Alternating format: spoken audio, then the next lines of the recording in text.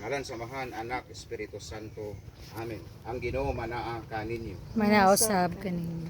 Magamputa Dios namong amahan, maoy hinubdan sa mong kinabuhi o sa wisdom nga imong gihatag sa matag usa ka namo o sa mga grasya nga among nadawat.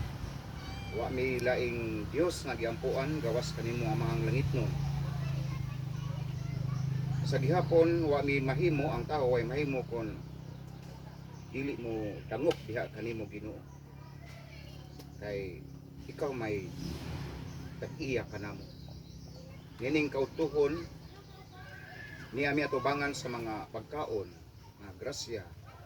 Kini giandam gipreparar kini aging pagpasalamat sa usa nimo ka sulugoon sa kabata nga midawat sa Sacrament of Baptism, Matthew.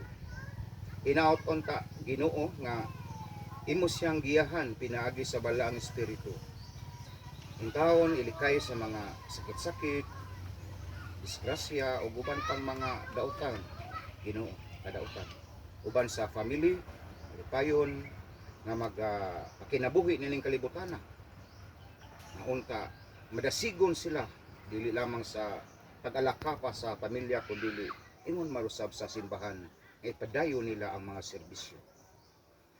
O kining mga grasya pagkaon nga among dawaton ron, bendisyon ni kini intawon Ginoo, panalangini. Nga unta mahimo ning instrumento medisina sa among panglawas. Kung sao man namo pagpangalagad, panarbaho kon maluyahon ang among panglawas Ginoo. Sanglit himuan ning instrumento nga makahatag og kabaskog, kapiskay, kalagsik sa among palawas o kalantip sa among panghuna-huna. Sa gihapon ang misyon, ministriya among ipadayon diha sa malipayon nga pagdawat. O amahang langitnon, ipasalamatan namo ang tanan.